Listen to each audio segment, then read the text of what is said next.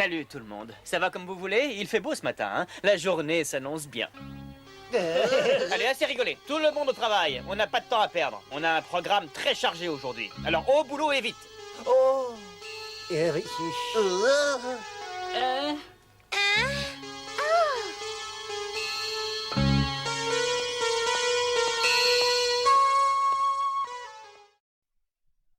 Bienvenue tout le monde pour cette nouvelle émission de bonheur et déconfinement. On va commencer par reprendre le calcul que j'avais lamentablement raté.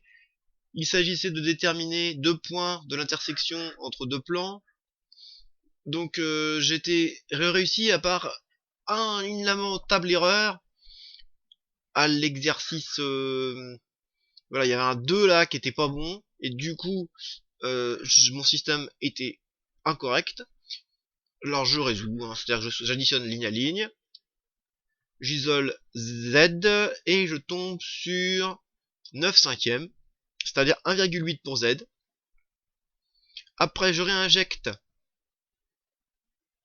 le Z dans l'équation du haut, ça me donne X qui est égal à moins 0,8, pardon, X qui est égal à 0,4. Voilà, ça y est, c'est bon. Alors j'ai vérifié, hein, c'est les bonnes réponses ce coup-ci, il n'y a pas d'erreur. C'est 0,4, 1,8. Réveillez-vous! Ce n'est pas une raison pour faire la sieste en classe. S'il vous plaît, c'est normal qu'il se soit endormi en classe, mademoiselle. C'est la 4e fois qu'il se présente à cet examen, il n'a plus besoin d'écouter vos conseils. C'est le genre de conseil qu'il suit sans problème. Vous êtes impossible! Et on va enchaîner avec le chapitre suivant, c'est le chapitre numéro 20. 26 000. C'est plus. 27 000. C'est plus. 28 000. C'est moins. 27 500. C'est plus. 27 600. C'est plus. 27 700. C'est moins. 27 650. C'est moins. Voilà, ce sera ce numéro de chapitre. Orthogonalité dans l'espace. Oui, on n'a rien noté, hein, j'espère. De toute façon, là, c'est trop tard. Hein. J'ai fait le cours, tant pis. Hein. Alors, première partie, les vecteurs orthogonaux. Donc, je vais essayer d'être le plus synthétique possible. J'ai fait un effort d'écriture qui a échoué. À vous de jouer, ralentissez, recopiez. Bref, vous recopiez sur votre cahier ce cours, qui va être aussi, bien sûr, en fichier PNG ou JPEG, suivant mon humeur. Comme d'habitude, quoi. On commence par un petit A définition, avec des petites vagues en dessous. Soit U et V, 2 vecteurs de l'espace. Produit scalaire entre U et V, c'est la norme de U fois la norme de V fois le cosinus de UV. Ce qui fait que c'est la même définition que dans le plan. Alors c'est pas ça la définition dans le plan, mais c'est tellement plus simple. Et donc si ça vaut 0, ça signifie que les vecteurs sont orthogonaux. Ça sera la définition. On va pas s'embêter.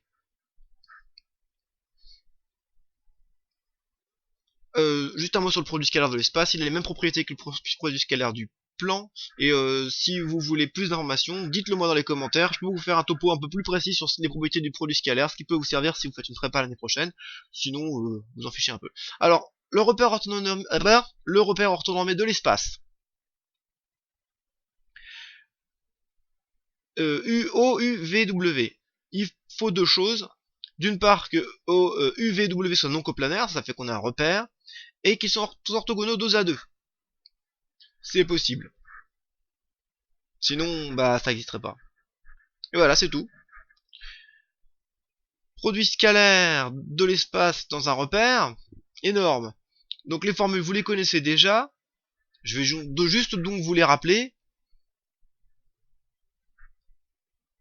Si j'ai 2 vecteurs, 2 coordonnées dans un repère orthonormé. Alors par contre, il faut vraiment qu'ils soient orthonormés. Hein.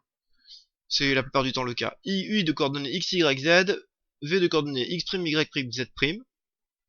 U scalaire v, c'est égal à x plus y plus zz'. C'est vraiment une des formules les plus simples qui existent.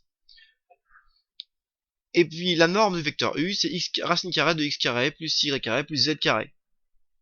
Les droites orthogonales. 2 droites vont être orthogonales si et seulement si leurs vecteurs directeurs sont orthogonaux. C'est-à-dire que leur produit scalaire est nul.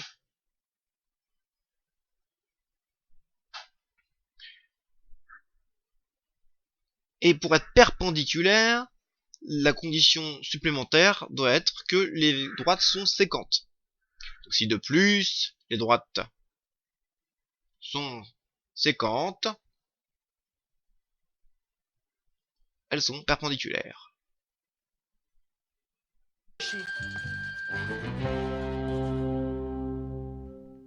Hé, dis donc, tu pourrais pas m'aider? J'ai un calcul très compliqué à effectuer. Tes mains, serre-toi de tes deux mains chaque fois que t'as une opération à effectuer. Mais le problème, c'est que je n'en ai pas assez. Il me faudrait au moins 50 doigts pour un calcul comme celui-ci. On se retrouve après ce petit intermède pour le paragraphe 2, équation de plan. Cartésienne de plan. Grand 2. Dans un repère orthonormé, on va considérer le vecteur normal. Donc, est-ce que vous vous souvenez de ce que c'est qu'un vecteur normal? Un vecteur normal, c'est un vecteur qui est orthogonal à deux vecteurs non collinaires du plan. Et par conséquent, il va être orthogonal à tous les vecteurs du plan.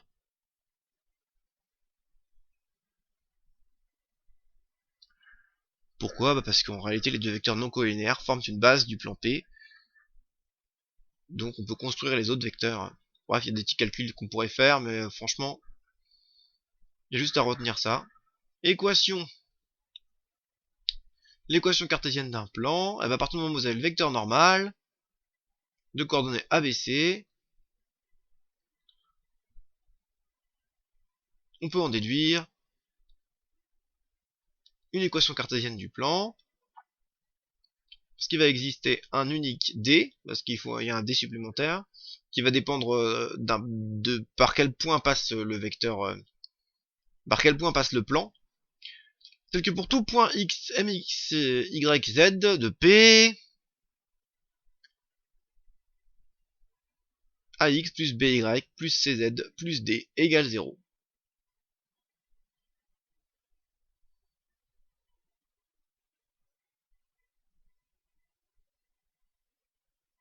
L'équation cartésienne dépend du vecteur normal qu'on a choisi. Dépend pas. Tous les vecteurs collinaires à ce vecteur normal sont aussi des vecteurs normaux, mais ils n'ont pas les mêmes coordonnées. Du coup, on a une infinité d'équations cartésiennes. Pour être parallèles, deux plans vont être parallèles si leurs vecteurs normaux sont collinéaires.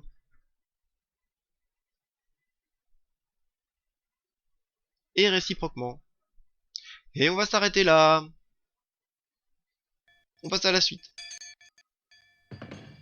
Hé, les copains, j'ai un message pour vous.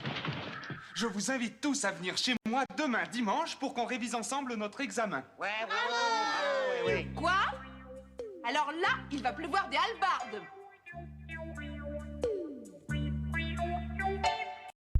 Pour l'exercice B, on a donc ces deux aires à évaluer et comparer. Alors avant de se lancer dans les calculs, on peut le faire un peu à la louche, hein. Il suffit de compter les carreaux. Alors ici, moi je compte en compensant à peu près, on va dire 5 carreaux. Un carreau, c'est à peu près, non c'est sûr par contre, c'est exactement 0,25 unités d'air. Parce qu'une unité d'air, c'est ce que j'obtiens en faisant 1 fois 1, donc c'est 4 carreaux, donc c'est 1 quart. Donc 5 carreaux, ça veut dire qu'on a approximativement 1,25 unités d'air pour la partie verte. Enfin, verte sur mon écran, mais il me semble que j'ai pas pris les mêmes couleurs que dans le livre. Et si je compte avec F, j'ai l'impression qu'il y a plus, hein. J'ai l'impression qu'il y a un petit peu plus. Donc, a priori, on peut formuler la conjecture que l'aire rose est un peu plus grande que l'aire verte, juste en compensant les carreaux, en jetant un petit coup d'œil sur les carreaux. Alors, à une louche près, hein. Donc maintenant, on fait un calcul d'intégrale. Pour F, c'est l'intégrale de 0 à 2 de x au carré sur 2 dx. Donc une primitive de x2, c'est x3 sur 3. Ce qui fait que la primitive est de x3 sur 6. Puisque 1,5 fois 1 tiers, ça fait 1 sixième. Je remplace, ça va être simple. Puisque il n'y a que le 2, finalement l'autre c'est un 0, on s'en fiche. 2 au cube, ça fait 8, 8 sixièmes. Donc 4 tiers. Et 4 tiers, ça fait à peu près 1,3, 1,33 unités d'air. On est donc un petit peu au-dessus de 1,25. Alors après, reste à savoir si la verte, elle fait vraiment 1,25. Hein. Probablement pas. En tout cas, on est bien un petit peu au-dessus d'1,25. Donc maintenant, je prends l'air verte. C'est l'intégrale de moins 1 à 0, youpla, de la fonction g, qui est 2 exponentielle de x dx. Alors là, ça va pas être trop compliqué pour déterminer une primitive, puisque l'exponentielle de x est sa propre primitive. Donc je recopie 2 exponentielle de x, je remplace, voilà, moins 1, 0, et ça va me donner 2 exponentielle de 0, moins 2 exponentielle de moins 1. Je vais factoriser le 2, et puis exponentielle de moins 1, c'est 1 sur e. Donc j'ai ça, et ça fait à peu près combien? Un petit tour sur la calculatrice va me permettre de donner la réponse. C'est 1,26. Donc j'étais vraiment pas loin, je suis assez content de moi. Et on a bien une aire rose qui est plus grande que l'aire verte, c'est confirmé. Voilà, c'est tout pour ce tout petit exercice tout mimi. Conjecture confirmée. Pince-moi, je rêve, c'est pas possible, ils sont en train de travailler. Non, c'est... À présent, intéressons-nous à l'exercice 1 page 367. Donc, pour déterminer si on a bien affaire à une densité de probabilité, on doit étudier le signe et calculer l'intégrale. Alors, si l'une des deux conditions n'est pas remplie, de toute façon, on n'a pas besoin de faire l'autre. Donc, on va commencer par le signe de la fonction, 2 moins x. Alors, 2 moins x, c'est moins x plus 2, c'est une fonction affine, donc strictement décroissante, et qui s'annule pour x égale 2, ce qui fait le tableau de signes suivant.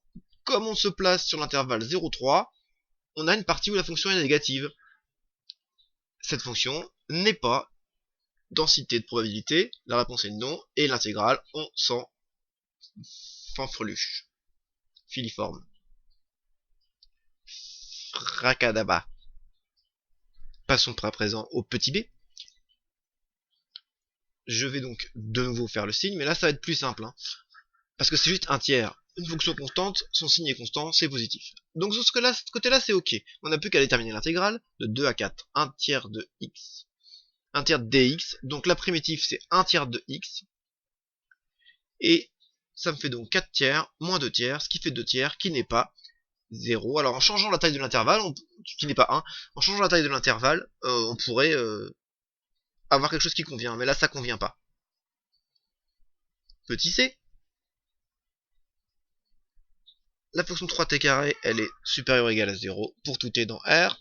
Donc ça c'est ok pour le signe, il n'y a pas de souci. On fait l'intégrale entre 0 et 1. Primitive de 3t carré, c'est t au cube. Et donc ça va faire 1 moins 0. Donc ça fait 1. Bingo, c'en est une. Petit d.